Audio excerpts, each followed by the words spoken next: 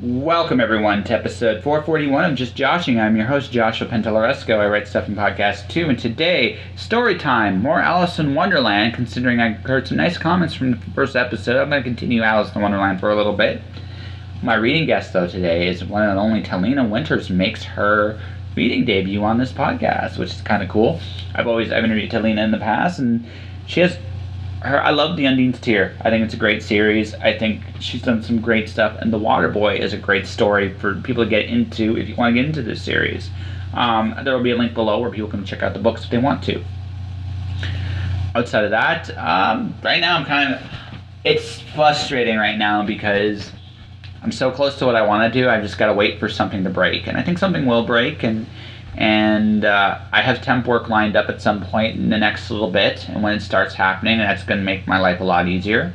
I'm still open for doing audiobooks for people that want to do them, but it seems to me that, at least for the time being, that this isn't what people want me to do. And as is, I've gotten nothing but positive responses for what I'm working on in terms of the talk show evolution of this podcast, and as a result, that's where my focus has been. I want to get some things really rolling. However, I just got to wait until some other things hit. And when they start rolling, I start rolling. But anyways, let's get to Chapter 3, A Certain Caucus Race and a Mouse's Tail, and everything in the middle here. Shall we? This episode of Just Joshing is sponsored by Indie Imprint. Indie Imprint supports creators by creators. Whether you are writing a book or creating a video game, Indie Imprint works with its clients to produce, edit, and present their projects to the world. For more information, check out their website at www.indieimprint.com. Chapter 3, A Caucus Race and a Long Tail. They were indeed a queer-looking party that assembled on the bank. The birds with draggled feathers, the animals with their fur clinging close to them, and all dripping wet, cross, and uncomfortable. The first question, of course, was how to get dry again. They had a consultation about this, and after a few minutes it seemed quite natural to Alice to find herself talking familiarly with them, as if she had known them all her life. Indeed, she had quite a long argument with the Lorry, who at last turned sulky and would only say, "I'm older than you, and must know better." And this Alice would not allow, without knowing how old it was, and as the Lorry positively refused to tell its age, there was no more to be said. At last the mouse, who seemed to be a person of some authority among them, called out, "Sit down, all of you, and listen to me. I'll soon make you dry enough." They all sat down at once, in a large ring, with the mouse in the middle. Alice kept her eyes anxiously fixed on it, for she felt sure she would catch a bad cold if she didn't get dry very soon. "Ahem," said the mouse with an important air. "Are you all ready? This is the driest thing I know. Silence all around, if you please." William the Conqueror, whose cause was favored by the Pope, was soon submitted to by the English, who wanted leaders and had been of late much accustomed to usurpation and conquest. Edwin and Morcar, the Earls of Mercia and Northumbria. "Ugh," said the Lorry with a shiver. "I beg your pardon," said the mouse, frowning, but very politely. "Did you speak?" "Not I," said the Lorry hastily. "I thought you did," said the mouse. "I proceed. Edwin and Morcar, the Earls of Mercia and Northumbria, declared for him, and even Stigand, the Patriarch Archbishop of Canterbury, found it advisable." "Found what?" said the duck. "Found it," the mouse replied rather crossly. "Of course you know what it means." "I know what it means well enough when I find a thing," said the duck. "It's generally a frog or a worm. The question is, what did the Archbishop find?" The mouse did not notice this question, but hurriedly went on. "Found it advisable to go with Edgar Atheling to meet William and offer him the crown. William's conduct at first was moderate, but the insolence of his Normans—" "How are you getting on now, my dear?" it continued, turning to Alice as it spoke. "As wet as ever," said Alice in a melancholy tone. "It doesn't even seem to dry me at all." "In that case," said the Dolo solemnly, rising to its feet, "I move that the meeting adjourned, for the immediate adoption of more energetic remedies." "Speak English," said the Eaglet. "I don't know the meaning of half these long words, and, what's more, I don't believe you do either." And the Eaglet bent down its head to hide a smile. Some of the other birds tittered audibly. "What I was going to say," said the Dodo in an unoffended tone, was that the best thing to get us dry would be a caucus race. "What is a caucus race?" said Alice, not that she much wanted to know. But the dodo had paused as if it thought that somebody ought to speak, and no one who seemed inclined to say anything. "Why," said the dodo, "the best way to explain it is to do it. And as you might like to try the thing yourself some winter day, I will tell you how the dodo managed it. First, it marked out a race course in a sort of circle. The exact shape doesn't matter, it said. And then all the party were placed along the course, here and there.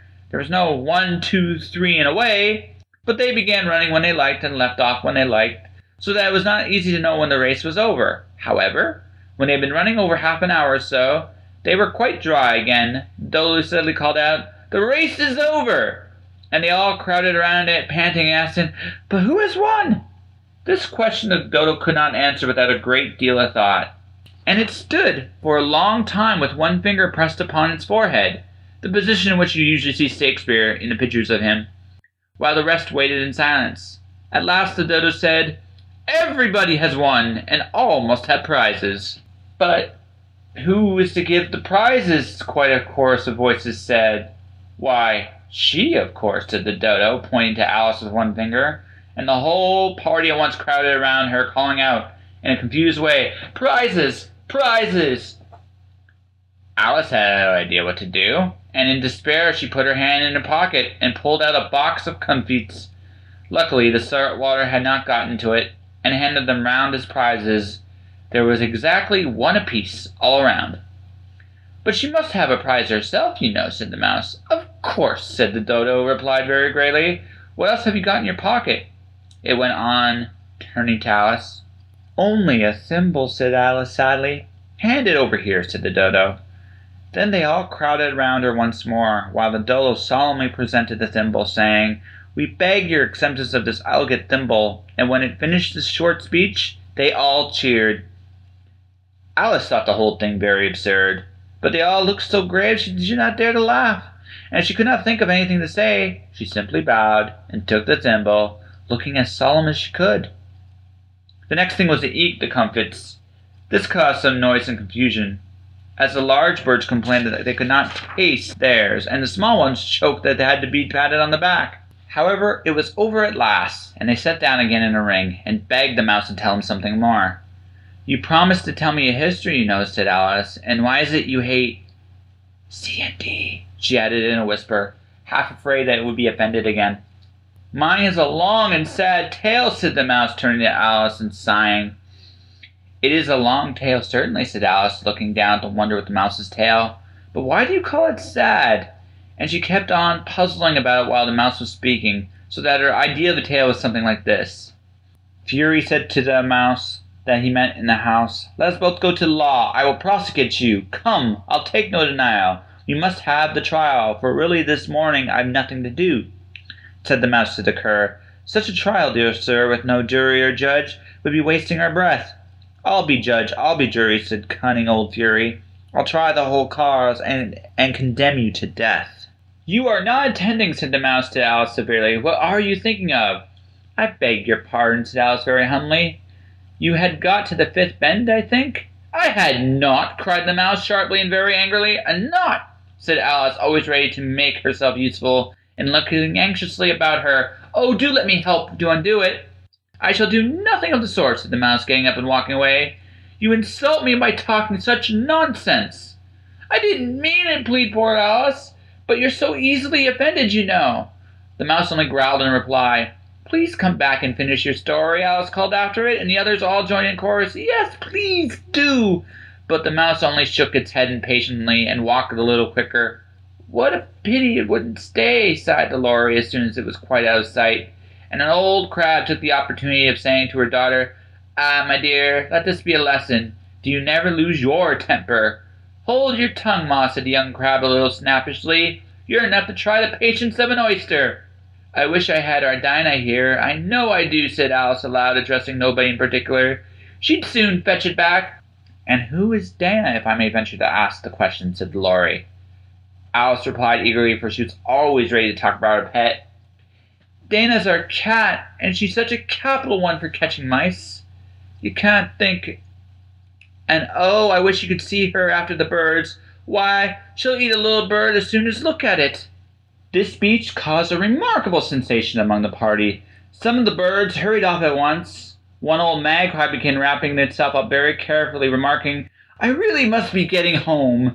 The night air doesn't suit my throat," and a canary called out in a trembling voice to its children, "Come away, my dears, it's high time you were all to bed." On various pretexts they all moved off, and Alice was soon left alone. "I wish I hadn't mentioned Dinah," she said to herself in a melancholy tone. "Nobody seems to like her down here, and I'm sure she's the best cat in the world. Oh, my dear Dinah, I wonder if I shall ever see you any more." And here poor Alice began to cry again, for she felt very lonely and low-spirited. In a little while, however, she heard a little pattering of footsteps in the distance, and she looked up and eagerly, half hoping that the mouse had changed his mind and was coming back to finish his story. Very interesting caucus race. I gotta admit, the tail inside Alice in Wonderland, there's the tail of the mouse. It's literally a long tail. That took a couple doings to actually get exactly right. I hope you guys liked what I did there. But yeah, enough about me. Let's get on with Talena Winters, ladies and gentlemen. She's going to take over now, and I promise it'll be a heck of a barn burner. Let's just get to it, shall we? Hi there, my name is Talena Winters, and I'm a multi-genre author and editor. I live in northern Alberta in Peace River, and I decided that what I'd like to read for you today is actually from my free novella that you get from signing up for my newsletter. And the reason I'm choosing this is because I would like to give you the opportunity to finish listening or reading the story. Sorry, I don't have it in audio, but I don't want you to have to pay for it because I know these can be tough times for people. So I have this free gift with sign up for my newsletter. If you're interested in finishing the story after listening to some of it today, you can go sign up for my newsletter on my website at www.talenawinters.com, spelled TALENAWINTERS.com. So, download the newsletter. If you don't want to continue to receive it, you can unsubscribe right away. Or if you stick around, we do talk about books and inspiration and fun stuff to do with that about once a month. Alrighty. So this book is called The Water Boy, and it's an origin story prequel novella to one of the characters who is a primary character in my Rise of the Grigori series, which I'm writing right now. And that's a young adult historical, like an epic historical fantasy series. So here we go. And my little disclaimer, I write a lot of different diverse characters, and this is historical, and I try to get some idea of their speech patterns and accents in there, but I'm really terrible at actually doing them and reading them. So I will not be doing voices, and I may or may not be doing the accents that I've written. Just so you know. All right. The Water Boy by Talena Winters. Chapter 1. Madrone, Cornwall, England. Autumn 1793. Zale Teague was 10 years old the day he killed his father. That afternoon, he had been playing in Lord Alverton's apple orchard with some other village children only a mile from the stannery where his father worked. The branches were heavy with fruit, and Robbie Cox, the youngest of the squire's 3 sons, had said that they were expecting the gypsies to show up any day for picking. Robbie was 14 and was always saying he was too old to be playing with Zale and the others, but he kept inviting them to come over anyway. Zale thought that Robbie's older brothers must be terribly poor sports. As supper time drew nigh, Zale decided to surprise his father and walk him home from work. Talwyn Penrose, the pretty, dark-haired girl with the unusual golden eyes, offered to walk home with him, since her father also worked at the mine and they were neighbors. He shrugged nonchalantly. "Suit yourself, I guess." As he turned away, he smiled. He liked Talwyn, but it wouldn't do for her to know that. Not when it had been weeks since she'd worn the red ribbon he gave her. He said goodbye to Robbie and little Johnny Prouse, one of the constable's passel of children, and they headed off through the trees. It had been a rare, hot day, not a cloud to be seen. Zale thought his father would be thirsty and tired, so he wanted to bring him a treat. He knew better than to take any apples from the trees overhead, but as he was leaving the orchard, he spied a small one on the ground. It was a little bruised, and he knew the gypsies would pass over it, so he stooped to pick it up as a gift for his father. Griffin Cox, Robbie's older brother, happened to be passing by on the road, accompanied by his gang. The lanky Willie Prowse, Johnny's oldest brother, and barrel-chested Jory Davis, the blacksmith's son. Griffin had inherited his mother's dark good looks, but his father's peevish temper, more's the pity. And despite the company he kept, he took every opportunity to remind the local children that his station was far above theirs. He saw Zale scoop up the apple. "Hey, you there! Freak! Drop that at once!" Zale stood tall and squared his shoulders. He was used to Griffin calling him names. His unusual luminescent green eyes seemed to unnerve the older boy. "I didn't do nothing wrong, sir. This apple was on the ground and no good to nobody." Griffin strode over and snatched the fruit from Zale's hand. "That's not for you to decide, you presumptuous little whelp."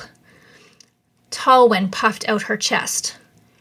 "Griffin Cox, someday you're going to be sorry for being such a selfish, arrogant prig." "I should have guessed that the two crazy-eyed weirdos would stick together," Griffin sneered at her. "You are speaking to the son of the squire. You should show more respect." Talwyn crossed her arms. "Respect must be earned. Now give him back the apple, and we'll be on our way." Griffin laughed. "And what are you going to do about it, little mouse?" Talwyn made a growling sound deep in her throat that was surprisingly resonant. Willie Prowse and Jory Davis flanked Talwyn and Zale on either side, wicked grins on their faces. Talwyn glared up at them, her nostrils flaring, but clamped her mouth shut. This wasn't the first time Zale had had a run-in with Griffin or his friends. Zale knew that if he didn't put a stop to this, it could only end one way. But as much as he'd like to knock the cocky blackguard's block off, there was no sense getting Talwyn in trouble too. "Don't worry about it, Talwyn. Let's go. He can have the stupid apple." Talwyn gave him a small smile and nodded, turning to go. Griffin snickered. He examined the apple and sneered, then threw it on the ground and stomped on it with his boot. It wasn't worth eating anyway. Anger flared red and hot in Zale's stomach. He clenched his fists. Willie and Jory broke out laughing, and Griffin twisted to bask in their approval. When the older boy turned back to gloat over his victory, his face was greeted by Zale's fist. Talwyn whirled. "No!" Talwyn shouted at the two boys to stop their nonsense while Zale scrapped with a boy twice his size and a good 7 years his senior. There was no contest. When Griffin's father, James Cox, Baron of Alverton, came upon them a few minutes later, Griffin had pinned a bruised and bleeding Zale to the ground, but not before he'd received a black eye by Zale's hand. Lord Alverton sided with his son, dragging Zale to his father at the stannery and demanding that penance be made for the stolen apple and Griffin's eye. Zale's father was a kind, even-tempered man who had always taught his son to be respectful of authority. That day was the first time Zale ever saw his father lose his temper. Papa thought Lord Alverton was blowing the situation out of proportion. The squire disagreed. Zale watched helplessly as Papa argued with Lord Alverton, urging the squire to see reason. It was merely a bruised apple, and boys would be boys, and Griffin was hardly blameless in the situation after all. But Lord Alverton threatened the tin miner with being dragged before the judge and possible time in the stocks for his contempt of the Baron's position. He even went so far as to send Willie to retrieve Mr. Prowse to make good on his threat. Zale couldn't stand it. His father couldn't be punished for Zale's crime. He tried to jump in and tell them that, to get them to listen, but they were too busy yelling at each other and had nearly come to blows themselves by that point. Then something happened that Zale didn't understand. Seemingly out of nowhere, a storm gathered. The wind blew so hard that bits of leaves and debris flew past them. Lightning flashed above their heads, what seemed only a few paces above the mine stack. The arguing men and the gathered crowd abandoned their confrontation to seek shelter. Zale looked around, wondering why the storm that raged around him seemed like a mere echo of the storm that raged within. Those in the yard fled toward the engine house beyond, including Zale's father, Talwyn, and her father, Mr. Penrose. Zale stood there, frozen by fear. Papa turned around and saw Zale standing in the storm. "Come," he said, waving his hand at Zale from the lee of a shed near the tall brick engine house. Griffin, who had been running while staring at the flashing lightning in the sky, bowled right into Zale's father, knocking him to the ground. "Watch yourself, paper skull," Griffin snarled. He stumbled to his feet and ran on. Zale couldn't contain his anger any longer, not with his father picking himself out of the mud, obviously in pain. He ran forward, yelling at Griffin at the top of his lungs. Then a bolt of lightning hit the shed, and the world ended. The shed had contained the explosives that were used to blast out the mine, and Zale's father had been standing right beside it. Zale couldn't remember much else of what happened that day, but by the end of it, his father's lifeless form had been taken away laying on a wagon board, and Lord Alverton had forbidden Zale to come near his family ever again. The next day, Talwyn and her mother, along with the portly minister, Reverend Berrien, brought over fresh honey cakes. The aroma of the warm bread teased Zale's nose, but he wasn't hungry. The adults spoke quietly in the Teagues' small clapboard house. Talwyn followed Zale to his thinking tree and sat beside him on the grass beneath it. He stared at the gray skies and heathered fields, wishing he could turn back time. But as much as he might wish otherwise, he knew that his whole life had changed. His papa had been his world. What would he ever do without him? Chapter 2. 1 year later. "Griffin Cox, you stop that right now!" The girl's muffled cry came from the woods ahead of Zale. He recognized that voice. Talwyn. He'd seen her at the Penzance market earlier with some of the other girls from Madrone. She had come by the stand where he'd been selling his mother's garden vegetables and homemade pasties and visited with him, letting her friends go on without her. He hadn't felt much like visiting, but she seemed to know that. She knew very well what had happened a year ago today. He hadn't begrudged his mother being called away to tend Matilda Penner's sick father that morning. Mamma was the most skilled healer in the parish, after all, and had burst with pride when his mother had agreed to send him to the market alone. Since his father had died, he'd been doing everything he could to help her. Still, when Talwyn had sat down beside him, he'd been grateful for the undemanding company. She sounded much less calm now. "Griffin, Jory, Willie, your fathers are going to hear about this." Her cry was met with jeering laughter. Zale slipped the empty wicker pack basket off his back and quietly set it on the ground, then crept closer through the perpetual autumn mist to get a better view of what was happening. Through the bright foliage that bordered the path along Chander Brook, he could make out bits and pieces of the group around the curve. Griffin stood with his back to Zale, gloating down at the fierce, petite, golden-eyed girl being held from behind by Jory. Willie Prowse stood on the path beside them, grinning from one pie-plate ear to the other. Off to the side stood Robbie, shuffling his feet, his pale, freckled hands clenched at his sides. Now 15, the red-haired Robbie Cox had stretched taller, but still looked like a stiff breeze might blow him away. "Finn, stop. I don't like this. You never said anything about hurting anyone." Griffin laughed. "Don't be such a baby, Rob. It doesn't hurt. See?" He bent and forced a smothering kiss onto Talwyn's mouth while his two friends laughed and cheered him on. A second later, he yelped and jumped away from her, his hand touching a bleeding spot on his lip. "The little wildcat bit me!"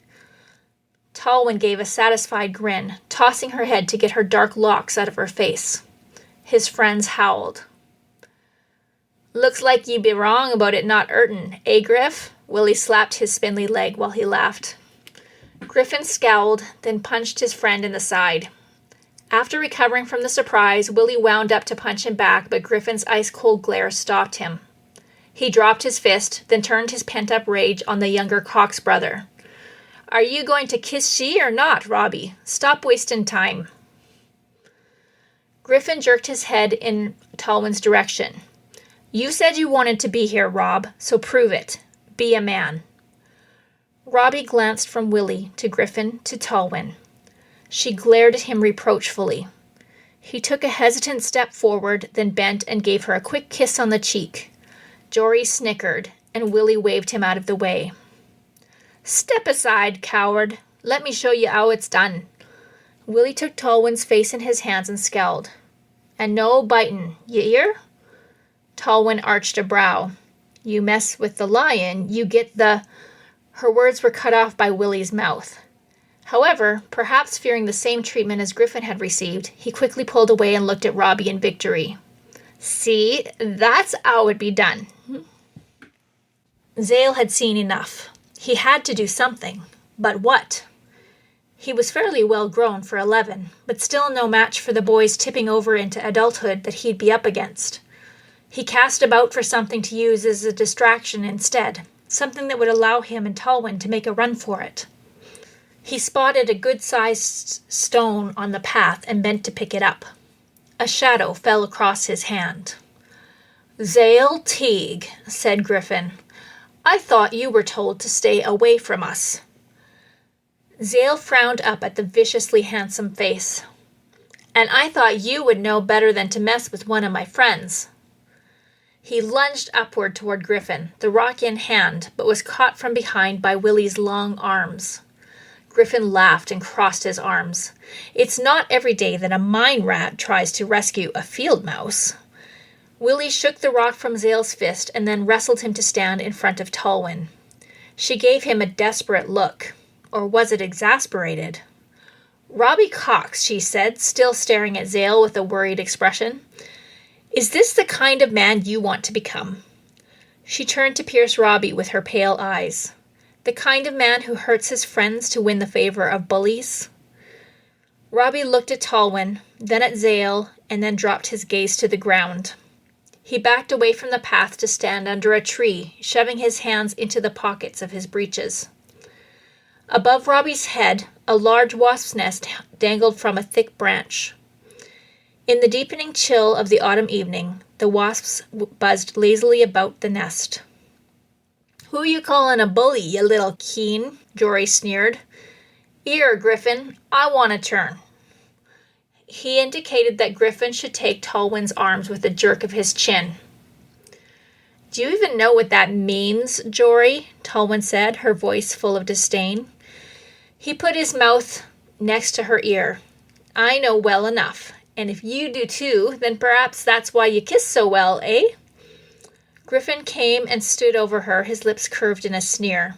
She caught her breath at the expression in his dark eyes. "You'll have a turn when I'm done, Jory. I think I can handle her from here, though." Griffin grabbed Talwyn's arms, and Jory released them. He forced her to the ground and then looked up at the blacksmith's son. "You go take care of the mine rat. The last thing we need is him running off and blabbing this around. Not that father would believe him anyway." He chuckled. Jory moved around behind Zale and took Zale's forearms in his meaty hands. "What do you want me to do with them?" Griffin's face pinched in annoyance. "Go tie him to a log by the stream. We'll put him under the water and see if we can't convince him to keep quiet. One way or the other. Heh, I'll be there in a minute." He glanced down at the squirming Talwyn. "Once I explained to this one that it's not nice to bite." Talwyn snarled and seemed about to say something else. Griffin grabbed her long golden-brown cotton skirt and stuffed a wad of fabric from the hem into her mouth. Zale's gut twisted in knots. A breeze picked up and the ever-present mist swirled around them. Behind his back, his hand clasped over the other wrist, the one with a woven hemp bracelet adorned by a smooth brown river stone. His mother had given it to him after his father died. "You must never take this off," she'd said. "When you want to lash out in rage or fear, touch this stone and remember my love for you. Remember what your father would do. Then do what you know is right." Ever since his father had died, he had tried extra hard to be a good son, to take care of his mother the way he knew his father would want him to. That meant obeying her. He tried to think of what his father would do now, but he was so afraid. If these boys drowned him, what would happen to Talwyn, or his mother, all alone in the world? Jory pushed him forward. "You heard Griffin. Move it." "Robbie, please," Zale said, twisting to see his one-time friend. "Do something." Robbie turned his face away. Zale ground his teeth. It was up to him to get Talwyn to safety. As Jory pushed Zale away from the cowardly Robbie and the struggling girl on the ground, his control slipped away from him and was replaced by panic. Jory dragged him off the path and down toward the bank of the brook. Panting, Zale looked over his shoulder, concentrating on the wasp's nest as though he could stir up the inhabitants by strength of will alone. He closed his eyes and clenched his gut, hot rage flowing through him. Time slowed down. The air around them fractured in an explosion of noise and light. All right, well, I hope you enjoyed this bit of The Water Boy. As I said, you can get the rest of it for free, just in ebook form, by signing up for my newsletter on my website at talenawinters.com. And of course, I'd love to hear from you if you enjoyed it. It's also on Goodreads, and if you do like the book, you read it and you enjoy it, I'd love to get a review from you as well. I hope that wherever you are, this finds you safe and healthy, and if you're not healthy, that you're recovering, and my thoughts and prayers are with you, and I just hope that you find a way to stay positive as possible through this pandemic. And thank you so much, Joshua, for having me on the podcast. And it's always a pleasure to talk to you. And I know we didn't really get to talk for this recording, but it's always a pleasure to be here. And I look forward to coming back sometime. We'll talk to you again, and have a great week. Bye. Let me help you tell your story the way you want it told. If you're in the genres of science fiction, fantasy, thriller, historical, or young adult, I have services that can definitely help you. I can produce, narrate, and master said audiobook so it's ready for Amazon and any other software you need. For more information, see my website at jpantelleresco.wordpress.com/audiobook services. You worked hard to create that story, and I'll work just as hard to make sure it's told in the right way. That was Talena Winters, ladies and gentlemen, and Talena, as you can see, has done a heck of a job with The Water Boy, and definitely check out the Undine's Tears. It's one of my favorite books that I read the year I read it. Talena is a very, very talented creative, and definitely someone to learn from. And I've always enjoyed my conversations with her. And hopefully, Talena, if you're listening to this, thank you for doing this. And thanks for coming on my podcast to read. All right. So let's wrap this up. Counting down to the show. Tomorrow night there's going to be a book brush demonstration live on my channel, Josh Pentelresco on YouTube. That has grown quite quickly. I'm very, very nice about that. Hopefully I get to my first 100 subscribers. Hopefully before the following week. I'm going to be doing a lot more live streaming chats in the counting down to the start of the talk show, the evolution of the talk show. In the meantime, if you guys want to support the podcast, subscribe to it. I have a Patreon page up for this. More prizes are going to be out, so check out patreon.com/justjoshingpodcast. If you want to give $1 here and there for a month, that would be phenomenal. That would be great and fantastic. If you don't, that's cool. Enjoy the content. That's great as well. But But yeah, guys, thanks very much for listening to Just Joshing. If you want to support the podcast, do so in a number of different ways. Subscribe to the podcast. I'm on iTunes, Google Play, Spotify, Stitcher, Deezer, Audible. Soon to be on YouTube and Twitch as well. And that's going to be a regular thing going forward. Number one. Number two, my YouTube channel, just for those wondering, is Joshua Pantelleresco. I might evolve that to just Joshing Podcast. Joshua Pantelleresco is my YouTube channel. Look me up. You'll find me there.